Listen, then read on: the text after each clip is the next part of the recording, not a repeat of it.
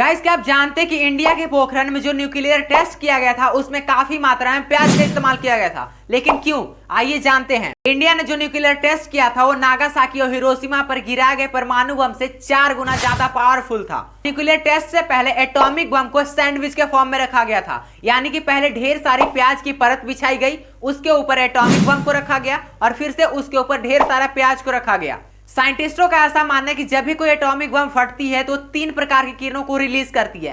पहला अल्फा, दूसरा बीटा और तीसरा गामा। इन तीनों किरणों में सबसे पावरफुल किरण गामा किरण होती है, जो एक इंसान के लिए काफी हार्मफुल होती है। प्याज के अंदर कुछ ऐसी प्रॉपर्टी पाई जाती है जो गामा किरण को अपने आप में एब्जॉर्ब कर लेती है और उसका रेडिएशन काफी दूर तक नहीं फैलता है। इसलिए पोखरण में न्यूक्लियर टेस्ट के समय प्याज का इस्तेमाल किया गया था। सो गाइस, क्या जानकारी पहले से आपको पता थी? नहीं तो कमेंट कीजिएगा और ऐसे इन्फॉर्मेटिव इंटरेस्टिंग जानकारी के साथ मिलते हैं अगली वीडियो में। गाइस, भले ही इंडियन गवर्नमेंट को नई संसद भवन के निर्माण में 970 करोड़ रुपए से भी ज्यादा की लागत लगी हो, लेकिन अब इंडियन गवर्नमेंट इसी नई संसद भवन से सालाना 1000 करोड़ रुपए से भी ज्यादा का बचत करेगी। लेकिन कैसे, आइए जानते हैं। सेंट्रल गवर्नमेंट की जितने भी इंपॉर्टेंट ऑफिस है वो दिल्ली के कई बड़े और अलग अलग इलाकों में है, जिसके बदले इंडियन गवर्नमेंट को सालाना 1000 करोड़ रुपए से भी ज्यादा का रेंट पे करना पड़ता था। लेकिन अब सेंट्रल विस्टा प्रोजेक्ट के तहत बनाए गए नए संसद भवन में सेंट्रल गवर्नमेंट की जितने भी बड़ी ऑफिसेस हैं उन्हें शिफ्ट की जाएगी, जिसके बदले इंडियन गवर्नमेंट को 1000 करोड़ रुपए का रेंट भी बचेगा।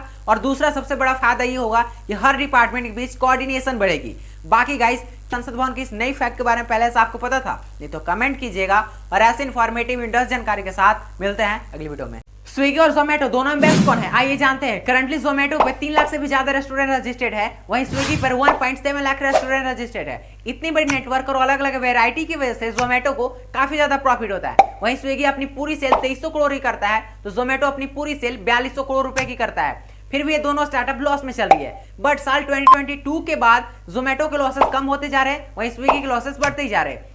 आज के टाइम में जोमेटो 25 कंट्री के 10,000 सिटीज में अपनी सर्विस को प्रोवाइड करता है, वहीं स्विगी अपनी सर्विस को सिर्फ 500 शहरों में ही प्रोवाइड कर पाती है। ग्लोबल लेवल पे जोमेटो ने आज तक कुल 12 स्टार्टअप को एक्वायर किया है, तो वहीं स्विगी ने सिर्फ इंडिया के 5 स्टार्टअप को एक्वायर किया है। गाइस, इन दोनों में बेस्ट कौन है, कमेंट बॉक्स में बताइएगा और ऐसे इन्फॉर्मेटिव इंटरेस्टिंग जानकारी के साथ मिलते हैं अगली वीडियो में।